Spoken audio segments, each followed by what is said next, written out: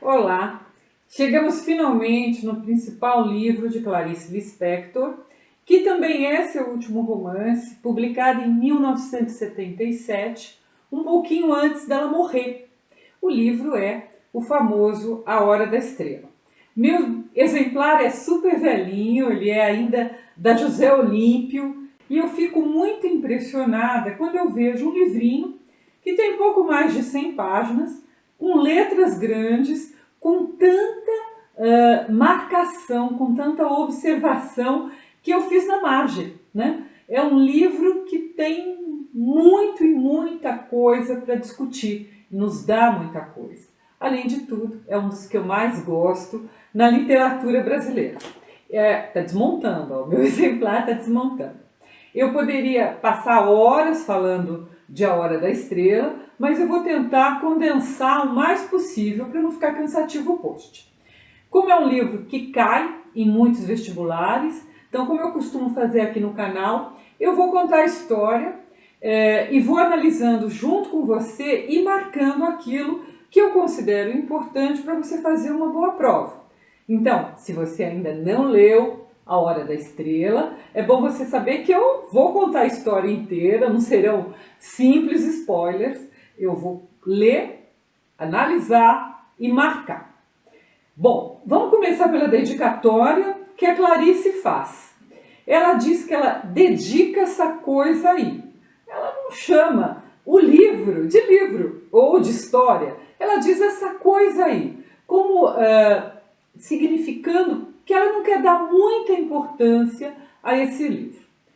Isso você vai ver acontecer numa série de escritores. É uma coisa muito comum em postura de escritores. Como se eles estivessem o tempo todo tentando ser humildes em relação à sua obra. O que nem sempre é verdadeiro, né? Mas é uma maneira de você se proteger. Ó, eu não sei se você vai gostar ou não vai gostar do meu livro, mas é uma coisa simples. Então, essa humildade, desconfie desta humildade. E aí ela dedica, né, esta coisa aí, o que ela chama de essa coisa aí, a muitos compositores, como Schumann, como Chopin, que você percebe que são compositores que ela gosta, e também a seres mágicos, como gnomos, anões, e depois ela vai dedicar a sua antiga pobreza, ou a todos que atingiram nela zonas inesperadas, a ponto dela se explodir em si própria e meditar. E ela diz, logo no começo, abre aspas, né? Eu medito sem palavras e sobre o nada. O que me atrapalha a vida é escrever. Essa frase, ela é famosa em Clarice Lispector. E por quê? Porque ela é a mais pura Clarice. Aquela escritora que está o tempo todo meditando, pensando, escrevendo e nos passando que esse processo de escrita não é um processo fácil. Ele é dolorido. Pensar sobre a vida e pensar sobre a escrita é dolorido para Clarice, né? E ela termina a dedicatória falando sobre o átomo, aquela minúscula coisa que é o átomo, que a gente não vê, que a gente sabe da existência, então, mesmo não vendo, o jeito é acreditar. E ela sugere, então, que a gente vá acreditar na história, mesmo que a gente não conheça uma Macabeia. Depois da dedicatória, a Clarice vem e faz uma brincadeira. Ela apresenta, vou mostrar aqui, ela apresenta 13 opções de título, como se pudesse chamar O Direito ao Grito, como Lamento de um Blue. E se você, quando terminar o livro, terminar a história, voltar e reler esses títulos, você vai perceber que todos eles fazem sentido, que sim, eles podiam também ser o título do livro que nós estamos analisando. Então, finalmente, depois da dedicatória, depois dessa brincadeira com os títulos, vai se contar a história da Lagoana Macabeia. Mas antes de começar a história propriamente dita, a Clarice vai passar várias páginas falando do processo da escrita. Ela até admite em um determinado momento que ela está adiando o momento de começar a história. Nós estamos percebendo o que ela está dizendo, né? Ela diz que ela está brincando de bola sem bola, né? Brincando de escrever, de contar uma história sem contar a história. E ela admite para a gente que ela está com medo de escrever uma história tão pobre, uma história que é quase nada. É uma frase, e uma frase que mostra bem, né, a característica da escrita da Clarice. Vem logo na primeira página, quando ela diz que enquanto tiver perguntas e não houver resposta, continuarei a escrever. É justamente isso que a Clarice faz. Ela escreve, ela usa a escrita para suas reflexões, para achar respostas, né? Eu já disse isso em outro post aqui no canal, né? O ato de escrever para Clarice é para tentar se explicar e explicar a vida. Então, se você tiver que resumir a obra da Clarice, é isto. Isto é o importante na obra da Clarice. Entretanto, em A Hora da Estrela, ela diz que a narrativa será exterior e explícita, que é o contrário, né? Porque normalmente ela é interior. Ó, a história da Macabeia pode ser explícita, é uma história real que acontece aí pela vida. Mas ela vai usar a Macabeia para discutir 1 milhão de coisas que estão implícitas, como a pobreza, a ignorância, a condição do migrante em uma cidade grande como o Rio de Janeiro, a ingenuidade de tantas moças simples como a Macabeia, né? E como eu disse antes, também a dificuldade de se inscrever uma história que é comum, uma história que é crua, que não tem muito enfeite, né? Que não tem muito glamour, que é absolutamente doído escrever. Uma característica, então, marcante, isso você tem que saber para poder entender a obra da Clarice, uma característica marcante na obra dela, é que os fatos, o enredo factual, o tempo todo ele vai ser interrompido para que ela possa fazer as suas divagações. Então ela anda um pouco com a história, para, divaga, ela anda mais um pouco com a história, para, divaga.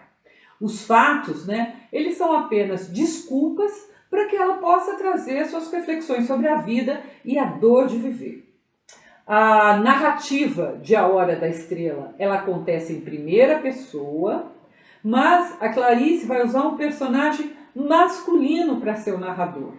Ele se chama Rodrigo S.M. Nós não ficamos sabendo em nenhum momento o que quer dizer esse S, o que quer dizer esse M, porque isso não é importante. Isso é proposital, porque a Clarice ela não faz muita questão de se esconder por trás do narrador. Ela diz que o narrador é um dos personagens mais importantes da história e que também é um escritor. Então, o tempo todo nós deduzimos que é a própria Clarice quem narra, escondida atrás desse narrador muito mal escondido, né? O narrador, ele diz que contra os seus hábitos, ele vai experimentar escrever uma história com começo, meio e grande finale, seguido de silêncio e de chuva caindo. A chuva caindo pode ser as reflexões, a chuva caindo é a vida, né? Então é dessa maneira que a Clarice imagina estar sendo explícita, não deixando que as suas reflexões conduzam a história, mas a história conduza as suas reflexões. E aí você pode me perguntar, ela conseguiu? Ela conseguiu ser explícita? Olha, ela pode até parecer que ela tentou, mas acho que ela nem tentou. Ela vai entremeando os fatos que contam a história da Macabeia e suas reflexões sobre esses fatos. E no final, como acontece em qualquer obra da Clarice, as reflexões acabam prevalecendo sobre a história, né? E acho que ela sabe disso e que ela sabe que isto é a riqueza da obra dela. Mas, devagarzinho, ela vai começando então a descrever a Alagoana Macabeia. E a história, quando ela já começa com uma desgraça. A Macabeia é datilógrafa, mas é uma datilógrafa muito ruim e naquele momento ela vai ser demitida. Então, o chefe comunica isso à Macabeia, que ela vai ser demitida, e a Macabeia, ela é meio tonta, né? Ela não sabe bem o que dizer. O que ela faz? Ao invés de ter uma reação normal de todo mundo que é demitido, ela agradece ao chefe. O chefe leva um susto, né? Nunca vai esperar que alguém agradeça por estar sendo demitido. Ele fica tão surpreendido com essa gentileza da Macabeia que ele se atrapalha todo. E diz que, também, a demissão não é para agora, pode ficar para depois. Ele posterga um pouco, claro, ela vai ser demitida, mas ele posterga um pouco isso. A Macabeia é tonta, mas ela sabe que ela foi demitida. Ela vai para o banheiro, meio chocada, e ela se olha no espelho do banheiro. É um espelho ordinário, né, que altera um pouco a imagem, e ela percebe que ela é tão jovem, mas ela já está com ferrugem. Vamos pensar na força dessa palavra ferrugem para descrever alguém. Tudo que nos remete à ferrugem. Algo que está quebrado, algo que está velho, né, enferrujado, né? Ainda olhando no espelho, a Macabeia percebe as manchas do seu rosto, e aí nós, leitores, sabemos que não há nada na aparência da Macabeia que seja bonito. O narrador diz que da mesma forma que um cachorro não sabe que é um cachorro, a Macabeia também não sabia que era infeliz. Por quê? Porque ela nunca tinha sido feliz. Isso, a Macabeia e qualquer um. Se nós não soubermos o que é felicidade, nós nunca vamos nos perceber infeliz. Aos poucos, nós vamos sabendo que a Macabeia recebeu esse nome porque ela nasceu muito fraquinha e os pais não sabiam se ela ia vingar, né? Se ela ia sobreviver. Então, o seu nome foi uma promessa à Nossa Senhora da Boa Morte. Então, ela carrega o nome da morte com ela, né? Não foi uma infância fácil. Seus pais, quando ela ainda era criança, morreram. E a Macabeia foi criada por uma tia beata, que tinha um prazer enorme de dar cascudos na cabeça da Macabeia, quando ela fazia algo errado ou quando ela não fazia. Não foi então uma infância muito bacana, e quando a tia morre, a Macabeia nunca mais quer saber de pisar numa igreja, já que a tia era beata, ela não quer mais saber disso. E ela, num ato de coragem, ela se muda para o Rio de Janeiro. Ela vai morar na zona portuária do Rio de Janeiro, num quarto muito simples, com 4 moças também muito simples, que trabalham como balconista das lojas americanas. E aí, ao usar uma referência, lojas americanas, que existe até hoje, a Clarice nos remete à nossa realidade. Ela nos permite que a gente identifique quem são essas moças. O grande prazer da Macabeia, a grande diversão, é ver no final de semana o movimento dos navios, ouvir um radinho de pilha que uma das moças empresta para ela, ou então ir na Zona Sul olhar as vitrines, né? Ela descreve a Macabeia, dizendo que a Macabeia todo dia acordava, demorava para lembrar quem ela era, e aí ela lembrava que ela era datilógrafa, virgem e gostava de Coca-Cola. Guardem isto. Por quê? Porque essa definição não é por acaso. Ela é relevante porque define a falta de importância e a simplicidade da personagem. Vamos pensar, ela é datilógrafa. Datilógrafa, uma ocupação absolutamente comum e que não vai dar muito futuro à Macabeia, né? Ela vai continuar sendo datilógrafa. Nesse caso, ela já foi até demitida, né? Como datilógrafo ruim. A outra definição é virgem, como se, apesar de já ter alguma idade, que são 19 anos, ninguém ainda ter lhe querido, né?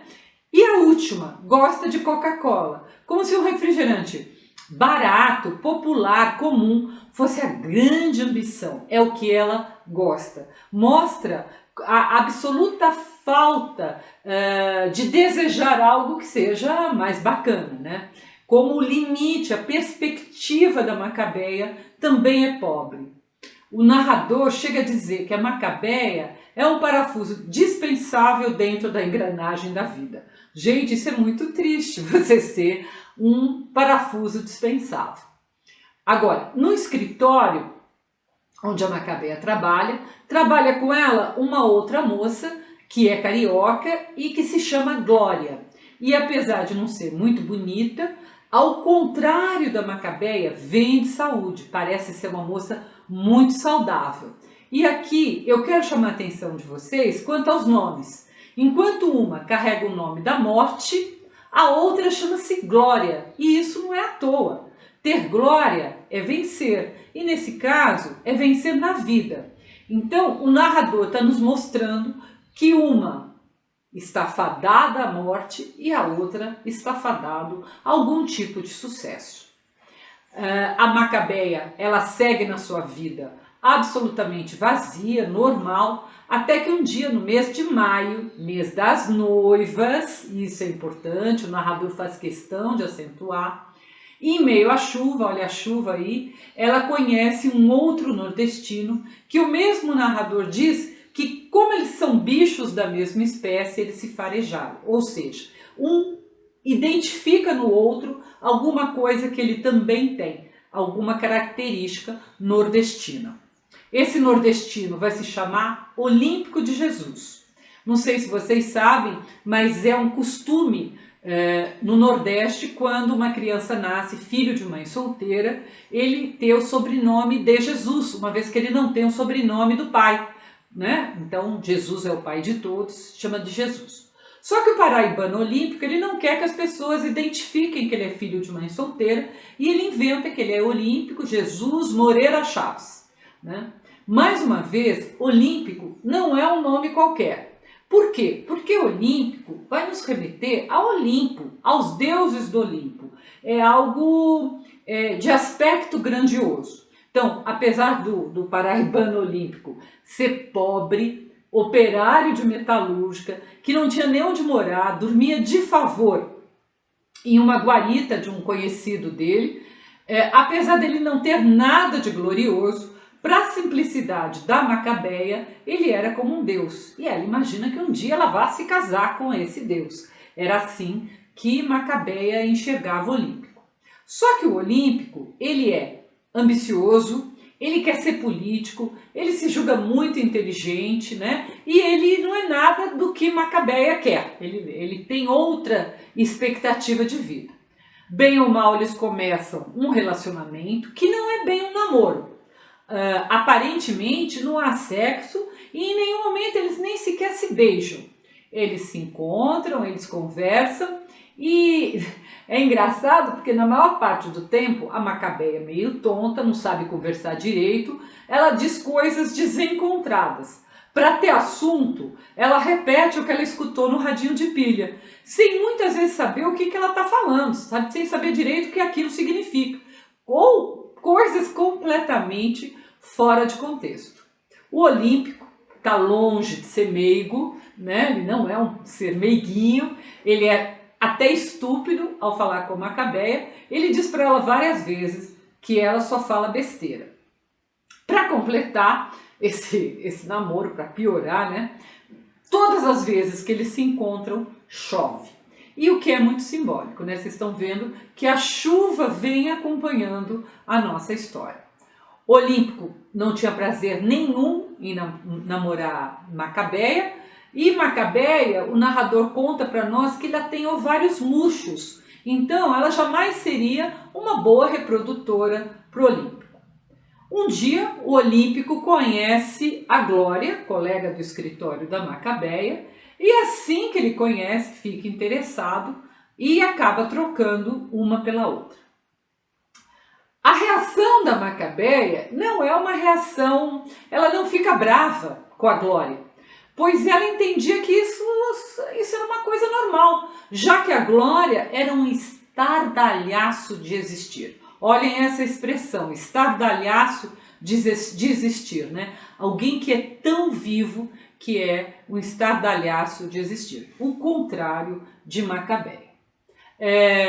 Então o Olímpico e a Glória começam a namorar. A Glória fica um pouco com culpa, né, de ter roubado um namorado da Macabeia, convida a Macabeia para ir na sua casa, agrada ela um pouco, oferece um lanche, né? A Glória mora com os pais e lhe dá também o endereço de uma cartomante, né?